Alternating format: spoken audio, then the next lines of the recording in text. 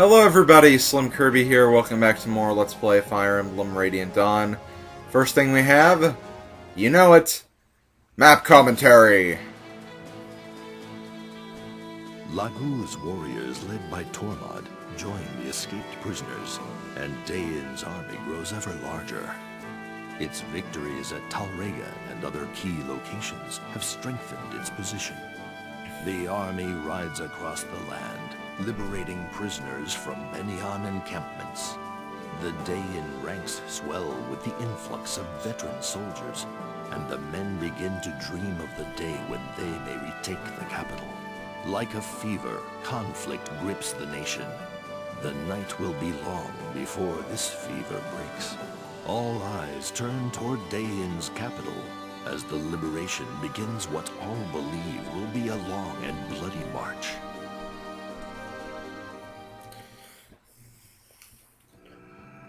Chapter 8, Glory Unwanted.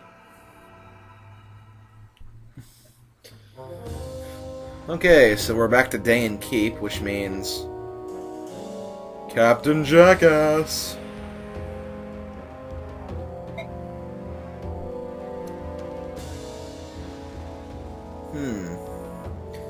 Okay, so since Tormod's influence has, you know, kind of spread across the Apostles group of Benyon, she's starting to finally send inspection teams to see what's exactly going on.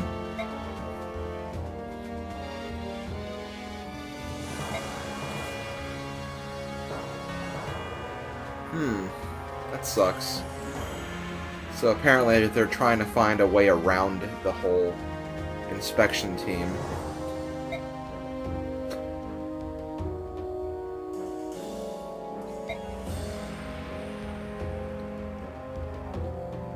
But to get this to work, Gerard has to actually finish up Micaiah's team, which they're not doing a very good job of doing.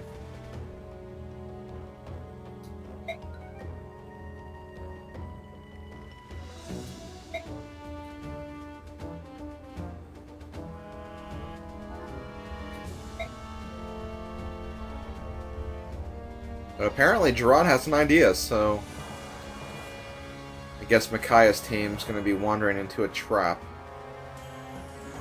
But because of Micaiah's fortune teller abilities, she should be able to escape that very easily.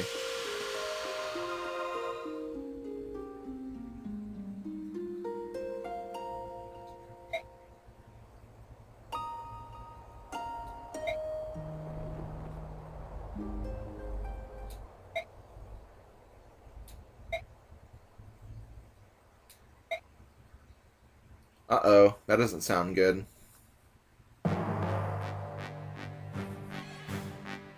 Oh wow, that sucks.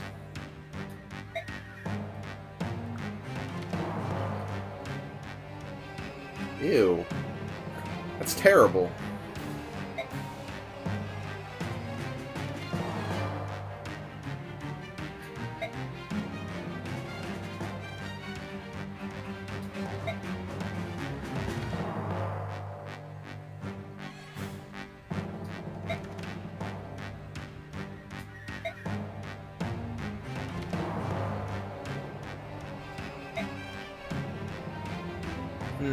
Okay, so Micaiah is actually going to be taking a huge risk right here, but as I said before, she's a fortune teller, so she obviously has her own plan at work.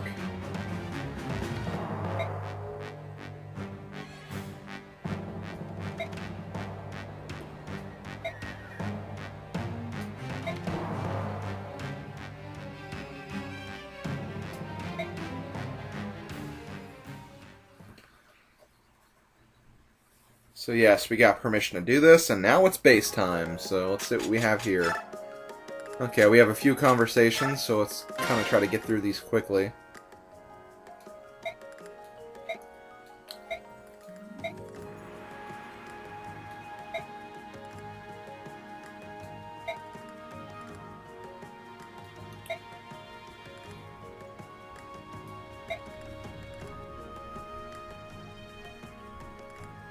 So yeah, apparently Micaiah is actually a branded that she kind of talked to Peleus about this in the last chapter's base conversation.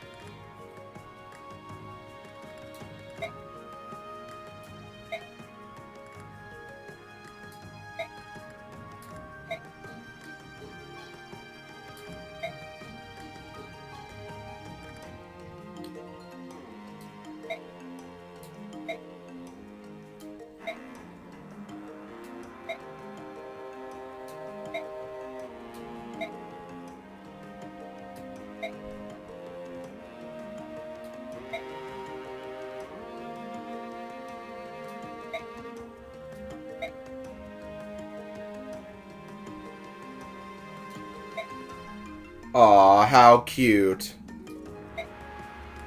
So yeah, a little backstory about Micaiah. Okay, next, talk to Tornado.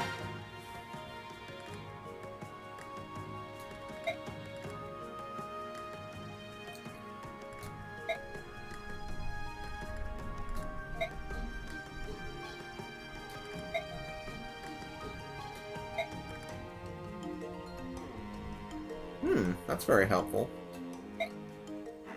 We could actually give this to Laura, and it'd actually give her a lot more experience if she actually used it in practice. Because we will actually have to deal with poison and poison weapons in this next chapter. So yeah, we will definitely be putting the restore staff to use. And finally, we're going to talk to Vika.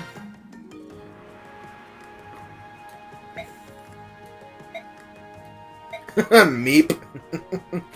I love words like that. Those, like, you know, kind of surprise words like meep and eep and yoink. Words like that. I love whenever those kind of words are used.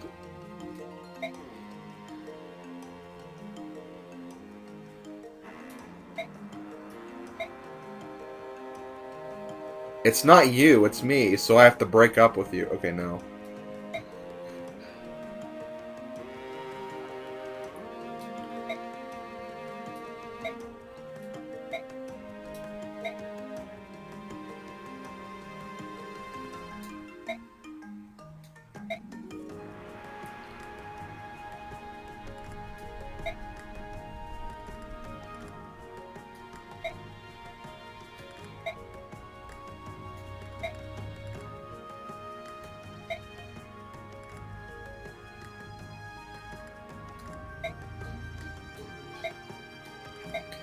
So yes, we have an Ashera icon now. I believe those items increase your luck by 2 points, so that is what that does. For supports, I'm actually kind of mad at myself because I didn't actually work on these in the last chapter, but I'll definitely do that in this chapter if I can. I do remember that you can't really take very many units in this next battle, so I will have to work around that. Wait, can I do anything? I don't think I can. I could make a conversation between Jill and Sahark, I guess. Although I don't really plan to use Sahark in the long run, and I will admit that I am actually thinking about using Jill, like, for the entire game, so I might actually wait to see if there's a better unit I can use that with.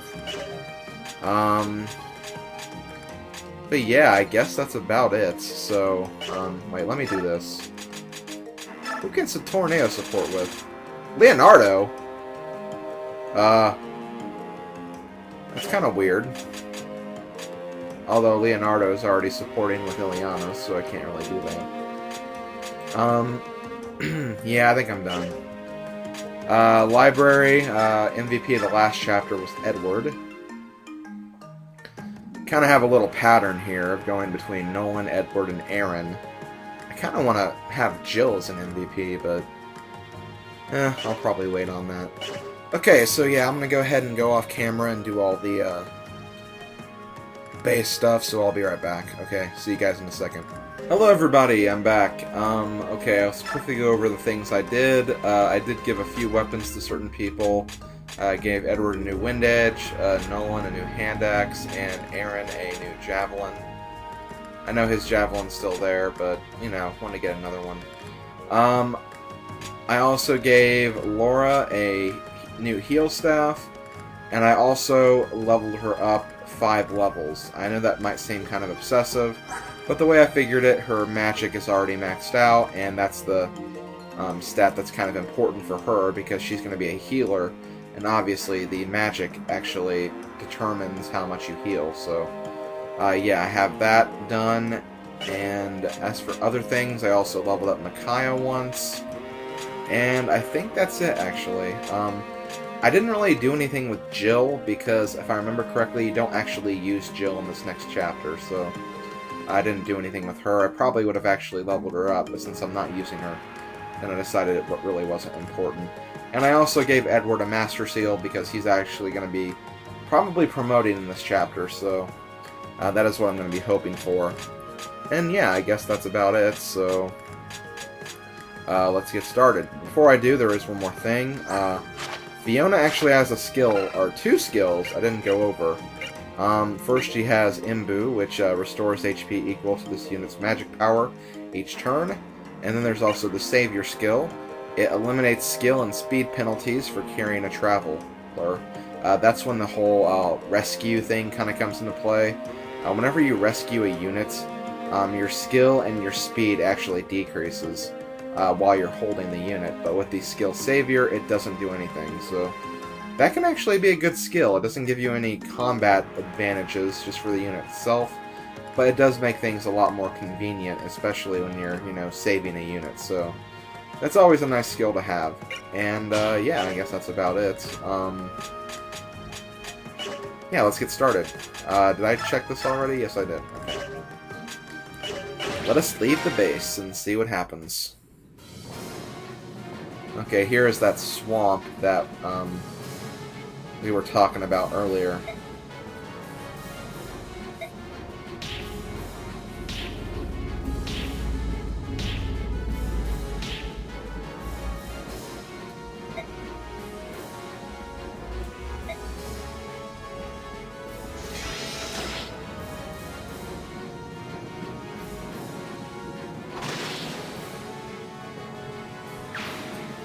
So yeah, as we can see, there are prisoners being executed.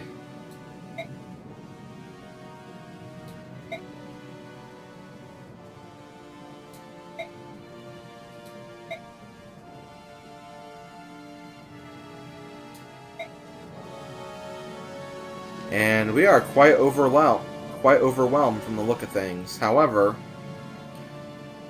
don't think that we're out just yet. Obviously, Micaiah has a plan of her own.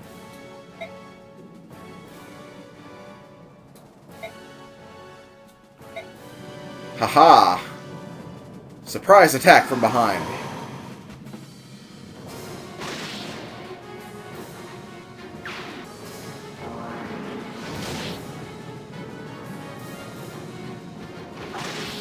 So yeah, we were definitely prepared for this.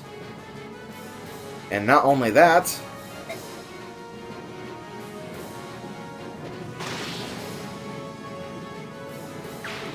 we also have help from the Wolf Tribe as well.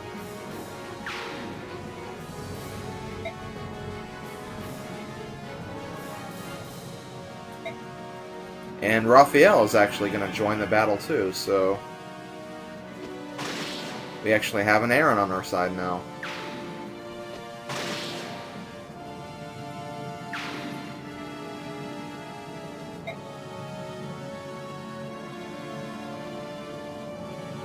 So yeah, if any of you guys have played the Game Boy Advance Fire Emblem games, The errands are a lot like the dancers and bards from those games, which basically if you use them on units, you can actually get them to take a second turn in one turn. So they can be very valuable units to use, and definitely try to take them with you whenever you can, because they can definitely help you out in a pinch. Okay, as for the units I'm taking, one thing to note, you can't take Jill, Fiona, why would you want to take Fiona anyway, and Tornado into this battle. You can't take them at all, so you are limited by them, which kind of sucks because I like using Jill. But for this chapter, I'm going to be using Laura to heal, Edward because he still needs some more experience points to level up, and I guess I'll also take Aaron and Nolan as well, since I'm also using them. I'm not going to worry about Zahard because I don't know if I'm going to be using them. Even if I do use a Swordmaster, it's probably going to be Edward. So those are the units I'm taking. Let's get them in position.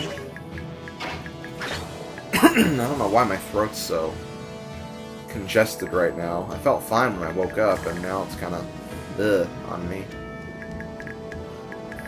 Okay, I think that's about it actually, so let us save our game and get ready to start this chapter. This chapter really isn't that long, especially if you play through it the way I do. So we have two new units over here. We have Nyla and Raphael. Nyla is a wolf, obviously, and she kicks ass. Her stats are freaking beastly. Pun not intended. I mean, just look at all these. She has 46 skill, 38 speed. Yeah, she's a beast. She really is, and she can just kick major ass. The thing is, you're not going to want to, like, you know, try to solo anything with her, obviously, because that's obviously not going to help you out very much.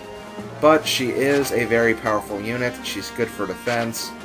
And if you ever want to use a Laguz unit for the end of the game, she is a very, very good candidate. Her growths aren't that amazing, but like the growths for Laguz units in general aren't amazing anyway, so it's not really a disadvantage of hers. They kind of have to be lower because their stats are so high to begin with. She has several skills. Let's see. Savage is actually her special skill. Every unit, when they get to their final promotion, I don't know if it, like, how it exactly applies to Laguz units. I have an idea, and I'll talk about that later. But it's essentially a critical hit-like attack that, yeah, that's basically what it is. It does triple the damage, and it also halves enemy skills for a turn. Or, wait, yeah, okay, yeah. It halves the chance that the enemy will use a skill, I guess. And she has Form Shift, which allows her to transform at any time. The skill Guard, which I think I've already explained already with Soth. And Glare, which immobilizes an enemy unit the current map... What? Can immobilize an enemy until the current map is cleared. That's kind of... I guess I'll have to look that up, because I'm not exactly sure what they're trying to say.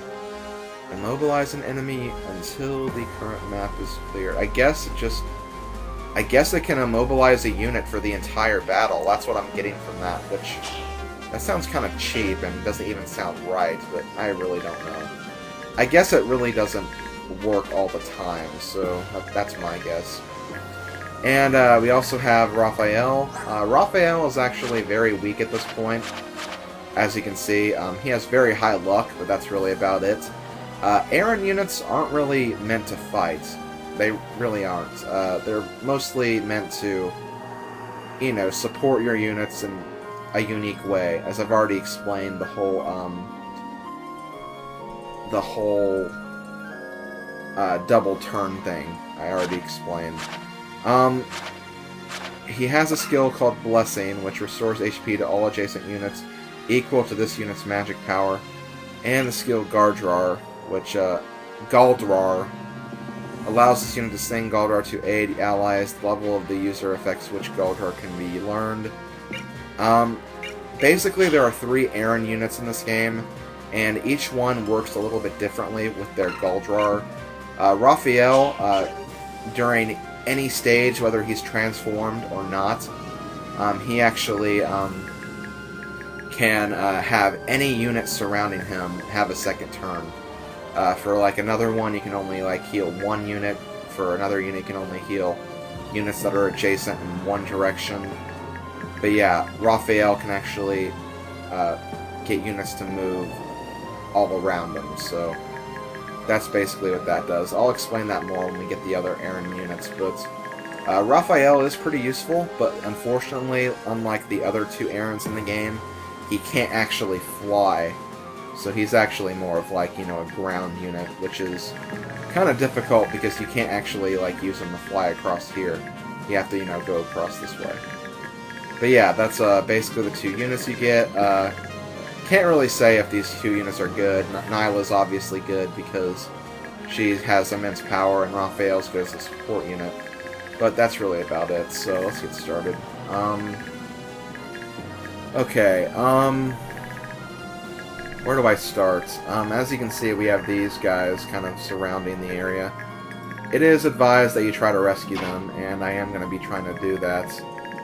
There are Wyvern units, though, so keep that in mind. We do not want to have the units be killed by the Wyverns. So I'm actually going to do this. I'm going to move you over here so I can get rid of the Wyvern, and you can't really do anything, so I don't really need to worry about you. It would be a lot better if these guys could actually transform now, but they can't. I'll go ahead and just move you down this way, and I guess I could use Nolan down here, or Aaron. I could use either, really. Really, for the prisoners, you really only have to worry about these 3 because the enemies are closer to these 3, and there's also the Wyverns as well, so yeah, try to focus on saving these guys as much as possible. I'm just going to use Soft and go over here. I guess I'll go ahead and just use Nolan to get rid of this guy. Or I can't even do that. Well, I can, but I have to make sure both of these attacks hit. And yeah, I could probably take the animations off of Nolan. You probably don't need to see this. Oh wow, critical hit with the hammer. That's gotta be very painful.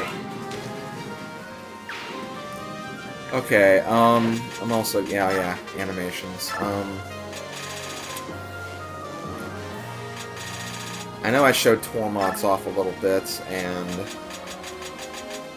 let's take Nolan's off as well. As for everyone else, I guess I could leave them on. Really doesn't matter too much. I'll go ahead and turn on Aaron's for just a few animations because he's a halberdier now.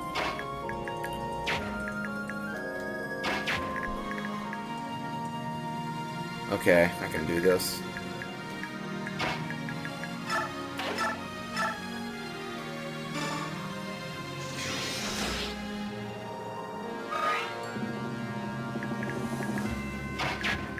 Actually, that might have been kind of stupid. I know it wasn't. Never mind. I'm fine. I'm good. Just getting a little worried, I guess.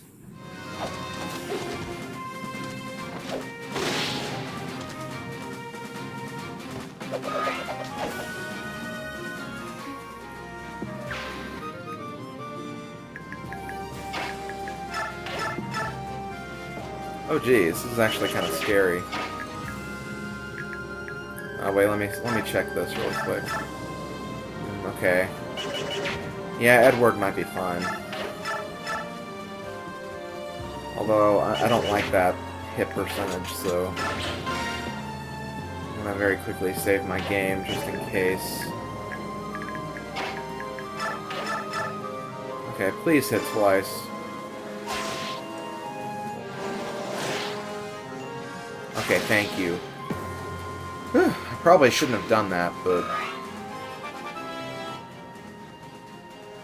I had to block that passageway so this guy couldn't attack Micaiah. Then I can heal you.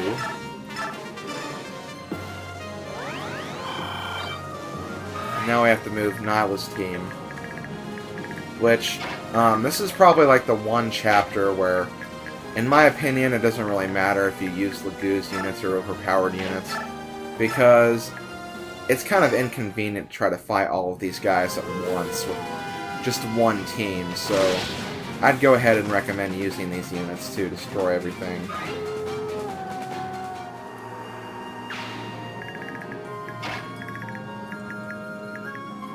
Actually, I'm probably going to keep Volug up here, because Volug can actually die pretty easily.